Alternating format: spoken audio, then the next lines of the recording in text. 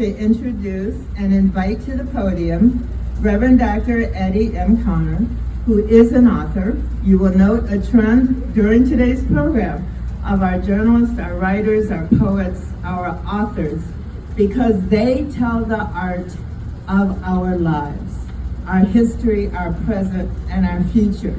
Many of you know Reverend Dr. Eddie Connor and all of the things that he has accomplished and what a stimulated speaker he is. And I bring him forward now for his own commentary. No one said the road would be easy, but I don't believe he brought you this far to leave you now. If you know it, you ought to clap your hands about it.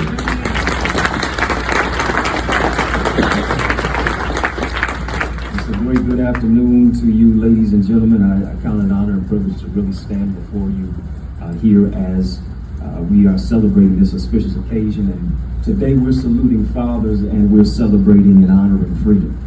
We extend definitely flapping accolades to the visionaries as well as my godparents, Mr. J. Melton and his lovely wife, Mrs. Madeline Melton. Can we give them some love? Can we show them some love?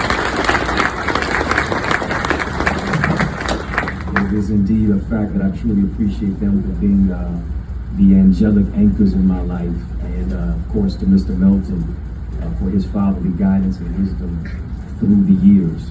You know, in the book of Malachi, the Bible said that he would turn the hearts of the fathers to the children and the hearts of the children to the fathers.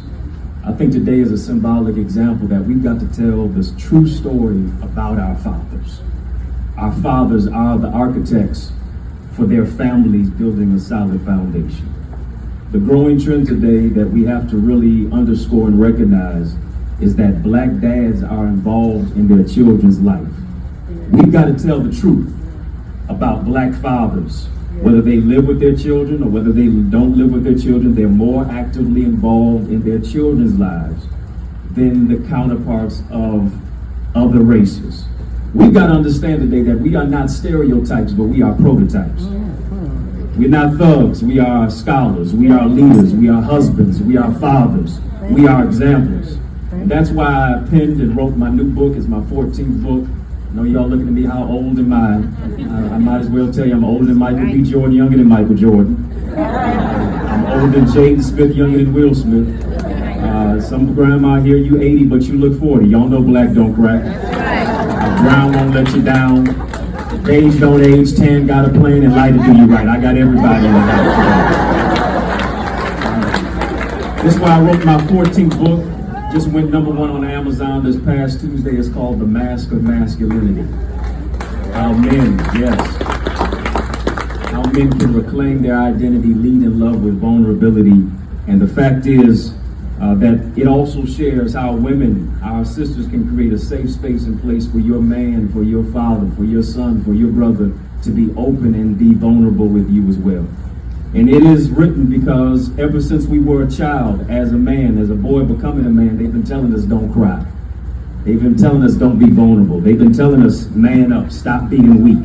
And as a consequence, we go through life, here it is, wearing a mask. We hide behind our muscles. We hide behind our money. We hide behind our Mercedes. We hide behind all of these things and try to be tough when really we're suppressing, as T.D. Jakes would say, our emotions. We got to understand today that Juneteenth is more than just a celebration. It's liberation for our sisters. It's liberation for our brothers. It's liberation for us as leaders. I had to heal myself from intergenerational trauma, from psychological pain, from emotional incarceration by battling stage 4 cancer. At the age of 15, being diagnosed with NHL, which I thought was National Hockey League, but it was non-Hodgkin's lymphoma. My father never visited me one day in the hospital. The people who I thought were praying for me were literally praying on me, sitting on the sideline expecting my demise. But I'm grateful for a praying mama. Amen. I'm grateful for somebody, yes, who loved me through what I went through. If we had the movie The Color Purple on this screen today, I tell you, just like Sophia, all my life, I had to fight. Do I got some fighters in here? You fought through the storm. You fought through the rain, you fought through some trials, you fought through some pain, you recognize that you don't look like what you've been through because you understand that your test is a testimony, your misery is ministry, your mess is a message, your stumbling block is a stepping stone, and God will use your setback as a setup for your greatest comeback. He'll use your tragedy as strategy. Because you can understand today that this is not about, your suit. I know you came in G'd up from the feet up. I know, sister, you got your hair whipped, dipped, fried, dyed, and laid to the side. You got your hair done, nail done, everything did it. You fancy, huh? This is not about just your designer glasses. This is about asking yourself, do I have a vision today? This is about more than you being able to pull up in a foreign car and being able to pull up in anything that you can drive. This is about more than what you drive. It's about what's driving you. This is about more than the clothes that you're wearing on your back. Are you clothed in the full armor of God? This is about more than the Timex or the Rolex watch that's on your wrist. You got to know what time it is. And we've got to understand that this is now the time to seize the moment, to seize the day, to recognize this is our opportunity because we are better together. If you believe it, you ought to put your hands together for it.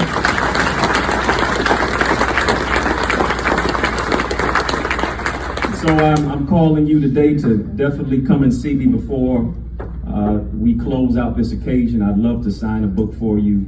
For all of our queens and all of our brothers as well, The Mask of Masculinity. Feel free to meet me out there. Listen.